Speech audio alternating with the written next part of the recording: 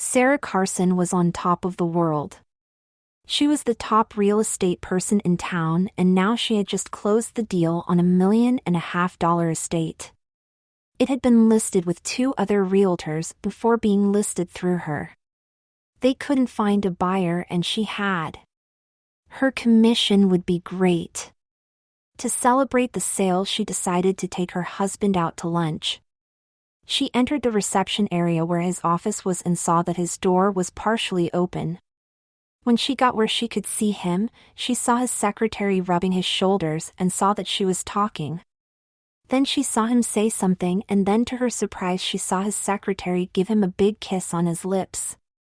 She turned and saw Edith Strong's door open. She knocked on Edith's door, and when Edith said come and entered. Sarah said, "Hi Edith, I thought maybe we could have lunch together today. I know it's short notice, but I was just wondering." Edith agreed and they left. Sarah drove to one of the fancier restaurants in town. Edith said, "We are really going fancy today, aren't we?" Sarah replied, "Lunch is on me. I just had a really, really good sale. But the reason I asked you is I want to ask you a very delicate question." They entered and were seated in a secluded corner. They ordered and Edith asked, "Now what's the delicate question?" Sarah replied, "I know you are a good judge and handler of people. A friend of mine thinks her husband may be having an affair with his secretary and doesn't know what to do about it. Is there anything you can think of to make a man end an affair?" Edith sat quietly for a minute, then said, "The best way to stop a man from straying is to get him in panties. Maybe panties and a bra. A man in panties and a bra isn't likely to drop his pants in front of anyone. Depending on the man, and I know a couple of men who wouldn't let that stop them, then full feminization would be in order. Now tell me, you know I love gossip. Is it anyone I know?" Sarah answered, "I can't tell you who it is, not now, maybe later." Edith accepted that, and they finished their lunch talking about various subjects. Sarah dropped Edith off at her office and went to her office to make sure the girls were finishing up with the day's closing and getting everything filed correctly. She left the office early in the afternoon. Dan Carson pulled into the driveway and was happy to see Sarah's car there.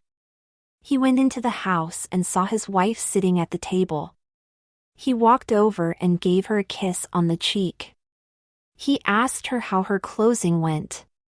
She told him it went okay. Dan said, "This was your biggest deal to date. I thought you would be more enthusiastic about it." "What's the matter?" Sarah said, "I was all on fire about it.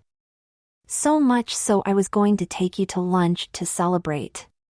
Then I saw you and Stacy, your secretary, playing your games and decided against it and took Edith instead of you." Dan asked, "What games?" Sarah said, "You know, the little back rub and the kissing like 2 school kids." Dan replied, "Listen, that was something that just happened.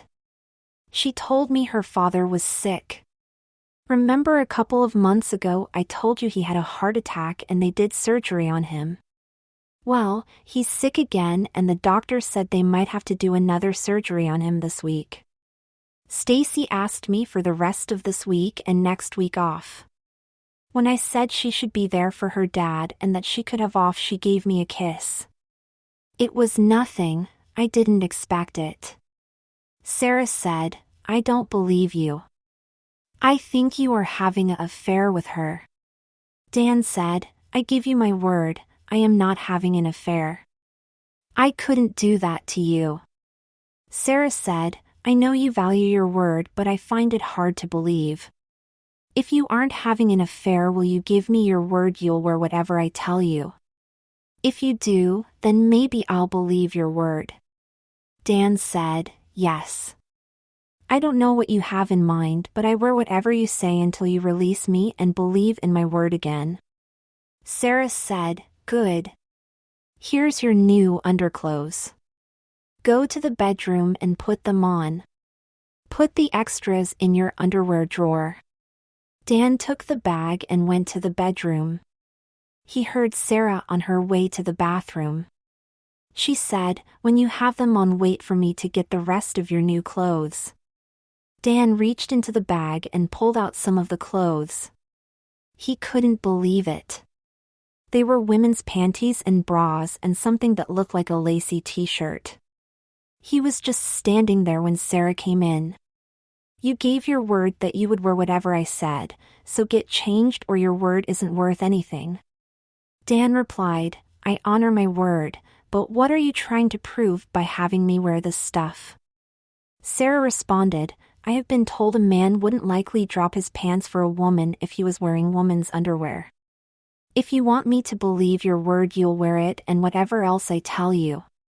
What do you say, you going to wear it or not? If not, you can leave now. Maybe you can go with Stacy and have a sex-filled vacation with her." Dan said, "Come on, get serious.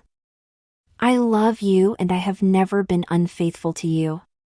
Sarah said, "I might believe that when I see you wearing that stuff. Now, are you going to put it on?" Dan, resigning himself to everything, agreed and started to put the panties and bra on. When he had them on, Sarah stopped him and handed him a slip to put on. He put it on, then she handed him a blouse to put on. When he had that on, she gave him a skirt. Then she told him to put on a pair of her heels. They only had a 2-inch heel, so he could walk without any great discomfort, seemingly at ease. As they were eating supper, Dan asked, "How long is this going to take, me having to wear these clothes?" Sarah replied, "I really don't know. I guess whenever I feel you are telling the truth. I love you and won't intentionally hurt you. I may humiliate you a bit, but I will try to keep it to a minimum." Dan said, "I appreciate that, but you don't expect me to go to work like this, do you?" Sarah answered, "You will wear the panties, bra and camisole. You can wear whatever you want over it, unless I tell you different. Okay?" Dan said, "Okay, if that's what it takes for you to believe me, I'll do it." Sarah thought Dan looked kind of cute in the white lacy blouse and straight black skirt. They watched some TV mostly in silence until it was time to go to bed. Sarah handed him a floor-length nylon nightgown to wear, saying it matched his panties. He put it on and crawled into bed. When he awoke the next morning, he thought it was a bad dream, but as soon as he stood to head for the bathroom, he knew it wasn't a dream. He shaved and did his morning routine, then went to his dresser. He looked at the panties and chose a black pair and a black bra. When he had them on, he slipped the black camisole over his head. It was all lace on the upper part and nylon below. He put on his shirt just as Sarah was rising. Sarah said, "Good morning. You know pantyhose will go with your other undies better than your socks. Get a pair of them out of my drawer. Be careful putting them on so you don't put a run in them." Dan got the pantyhose and put them on. He reached for his socks, but Sarah told him he didn't need them. He shrugged and put his pants on. When he put his suit coat on, he felt no one could see anything out of the ordinary. When he got to work, he went straight to his office and closed the door. He was uncomfortable in the bra, but he managed to do his job. At 11, Edith Strong called him on the phone and told him the air conditioner just broke and wouldn't be fixed until tomorrow. She reminded him that they were meeting at 1:30. He said he'd see her then and hung up. By 11:30, it was getting warm in the office. He took his coat off and continued working. He was so engrossed in his work that he suddenly realized it was 5 minutes until his meeting with Mrs. Strong.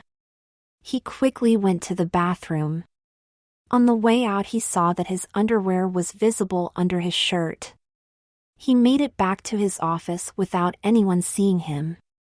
He put on his suit coat and headed for Mrs. Strong's office. Mrs. Strong told him to have a seat, then said, "I just want to go over where we are at. We may be able to expand and I want to do it right." It's hot in here, take your suit coat off and get comfortable. Dan said, That's okay. I'm comfortable enough. Edith looked at him more closely and saw enough to know why he wouldn't take the coat off. She said, I was going to talk to you about expanding, but I think we better talk about something else. Dan said, Whatever. What do you want to talk about? Edith said, Dan, I can see what you are wearing under your shirt. Tell me about it, and I want the truth and all of it. Dan explained about everything that had happened and how he gave his word to Sarah and what she made him do to prove his word. Edith said, Sarah is a very good friend of mine and I'll never tell her of anything we talk about. Have you ever been unfaithful to her? Dan said, No, I never ever even thought about it. Edith said, I believe you. You have my sympathies. If there is anything you want me to do to try to convince her you are faithful, let me know. Dan said, I can't think of anything. I really appreciate your support. Edith said, I support all of my employees. I think that is why we are so successful in what we do. Dan returned to his office and Edith started thinking. She liked both Dan and Sarah and didn't want to interfere in their marriage. It bothered her. Then she picked up the phone and called Sarah's cell phone. Sarah answered on the second ring. Edith said, Sarah, do you have a minute to talk? Sarah said, Sure, what's up? Edith said, Well, I have something to show you that I think you will be mighty interested in. I will only tell you that it concerns Dan. When can we get together? Sarah said, Why don't you come for dinner tonight? Say at 6 and we'll eat right away. Edith said, That sounds good to me, I'll see you at 6. Dan got home at 5 and Sarah told him to go change into the clothes on the bed. He went into the bedroom and saw what he was supposed to put on. It was a black slip and an ivory blouse with lots of lace. He put them on, then picked up the pastel green skirt and put it on. He put on the matching jacket and noticed the scarf, necklace, clip-on earrings, and bracelet. He put it all on and went back into the living room. He said, This is awful formal, isn't it? Are we in for a special occasion? Sarah said, I picked up 3 steaks for you to make on the grill. Stick 3 good-sized potatoes in the oven to bake and make 3 salads. We are having company tonight for supper. Dan asked, Can I go change? Sarah said no, and Dan immediately said, You said you wouldn't humiliate me, didn't you? Sarah said, I said I wouldn't humiliate you much. I didn't say I wouldn't humiliate you a little. Now go put an apron on and get to work. I want supper at 6:15. There's an apron in the pantry you can wear. Dan went to the pantry and grabbed the apron. It was snow white and had lots of lace trim. A feminine masterpiece, he thought to himself. He picked the 3 biggest potatoes and started them in the oven. He looked at the steaks in the refrigerator and saw Sarah had gotten T-bones. They looked good. He prepared his best salad with lettuce torn not cut and grated carrots. He mixed his famous dressing for the salads. He then went out and started the grill. The steaks would take about 10 minutes. He knew he was a master at grilling steaks. He went inside and made some small talk to Sarah. At exactly 6 the doorbell rang. Sarah told Dan to answer it. Dan opened the door and his jaw fell. Standing there was Edith Strong. Catching his composure, he invited her in. Edith said, You look lovely, Dan. That green looks good on you. Then spotting Sarah, she said, That's a lovely husband you have. What are we having for supper? I'm starved. Sarah answered, We are having steaks, baked potato and salad with Dan's own recipe for the dressing. I think you'll like it, the dressing I mean. Dan excused himself and went to grill the steaks. When they were started, he quickly went into the house and put the salads on the table with the bowl of his dressing. He then went out to turn the steaks.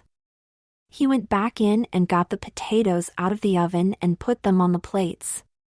He grabbed the sour cream out of the refrigerator and put it on the table.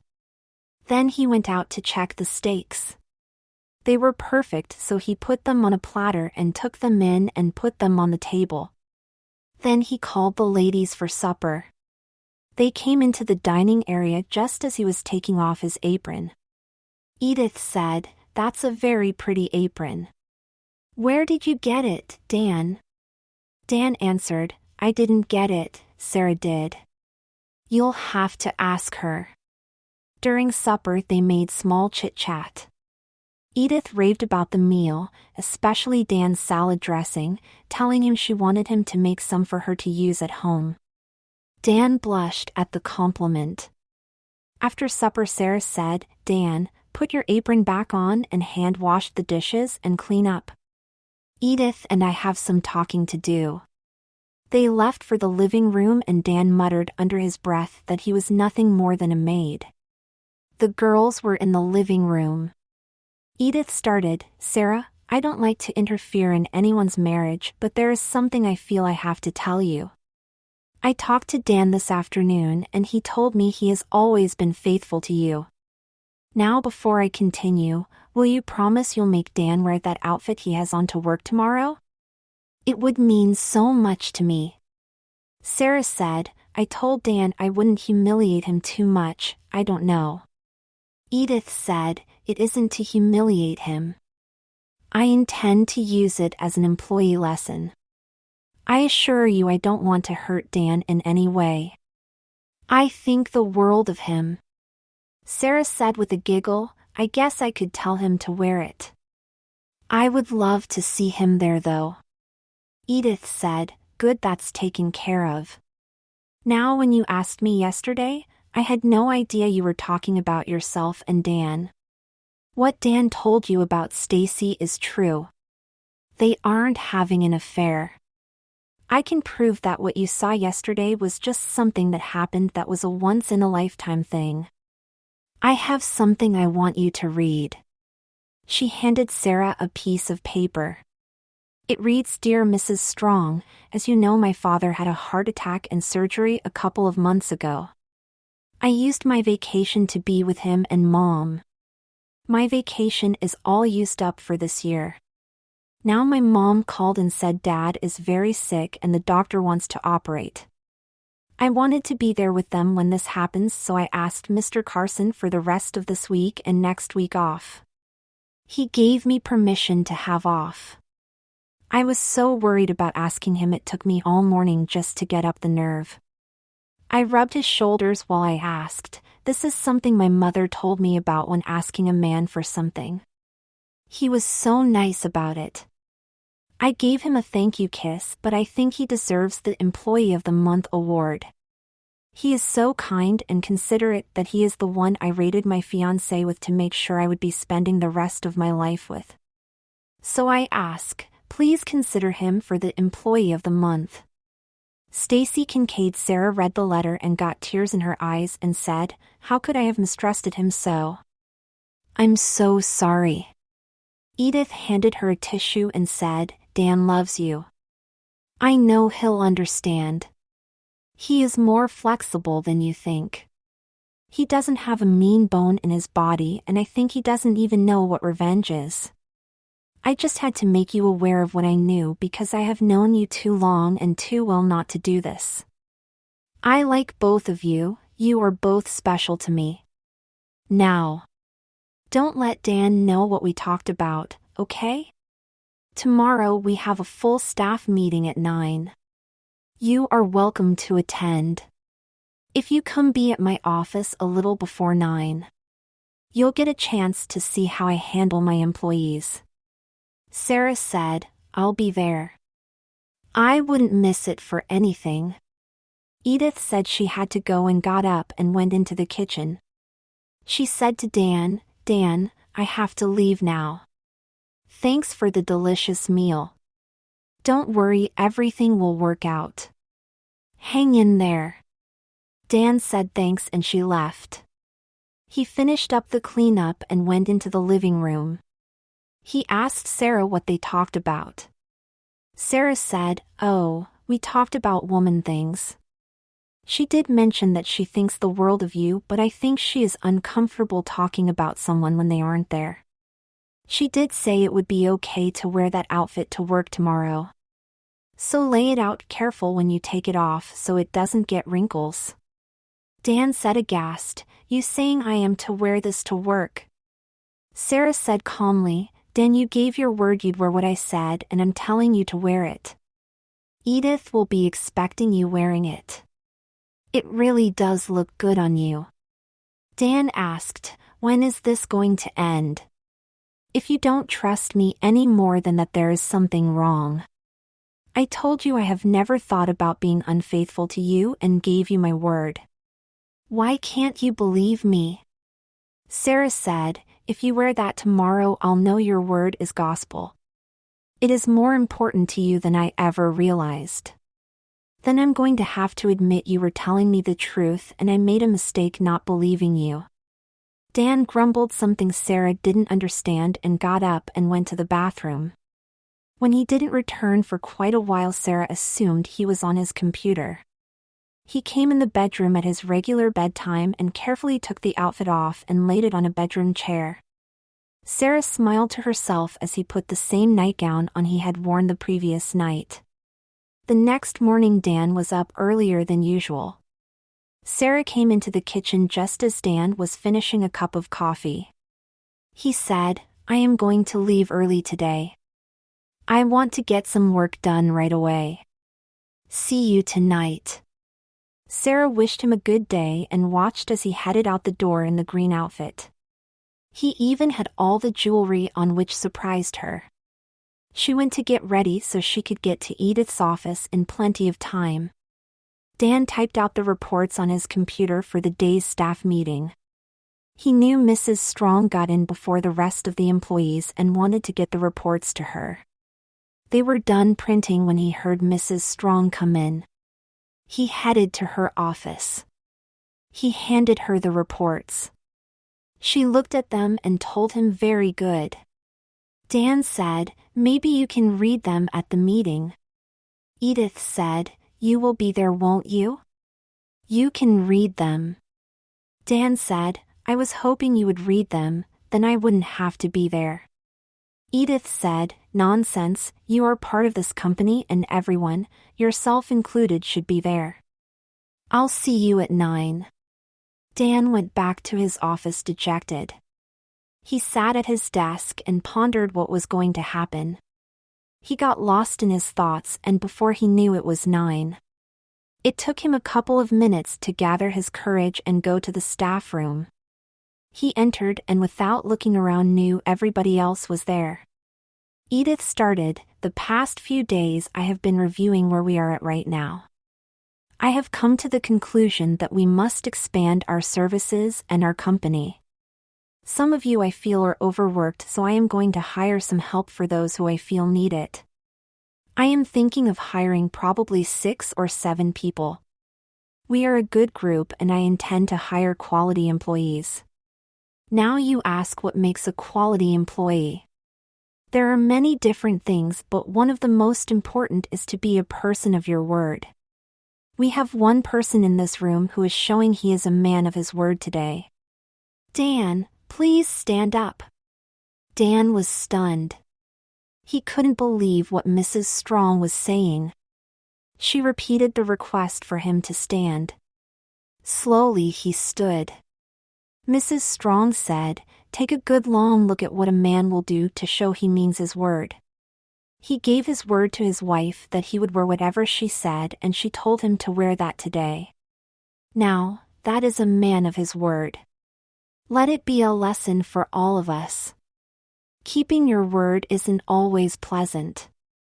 Silence filled the room for a couple of minutes, then Mrs. Strong continued, "Now for awarding the Employee of the Month award.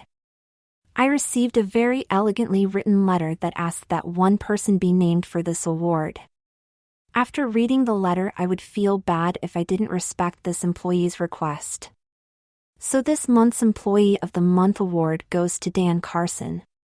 There was a round of applause. Then Mrs. Strong continued, I had considered Dan before but never really knew until just lately what an asset he is to this company. I told you we were going to expand and we are getting to the size that I feel I must pick an executive vice president. I have looked both inside and outside of this company and after a lot of soul searching and research have picked someone. That someone is Dan Carson. Dan, you know this includes a sizable raise. I picked Dan because of his many talents and because I feel he will do the best job for us. That is all I have for now. Does anyone else here have anything to say? A voice from the corner asked, Can a non-employee say something? Edith turned to Sarah and said, Go ahead, speak your heart. Sarah advanced to the other end of the table from where Dan sat and took Edith's place. She stood silent for a minute then started, What you are looking at is a jealous wife. I was so jealous I didn't look at the truth. I am truly sorry for that. I now know my husband's word is gospel and I promise never to question it again. They say true love continues to grow. I can tell you it must be true love because my love has grown so much in the last couple of days. All I have to ask is, Dan, can you forgive me? Dan stood up and moved around the table until he was standing in front of his wife. Without a word he took her in his arms and gave her a passionate kiss. She returned the kiss and they both had tears in their eyes. Edith adjourned the meeting and waited until the couple separated then said, Dan, I owe you an apology.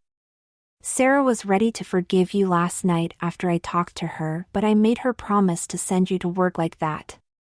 Dan said, That's okay. I think that's the most beautiful speech I have ever heard Sarah make, except for the I do's at our wedding, of course. Edith said, Why don't you two go somewhere private and renew your love? Dan, you can have the rest of the week off, with pay of course. They all laughed and Dan and Sarah headed home so he could get out of those clothes.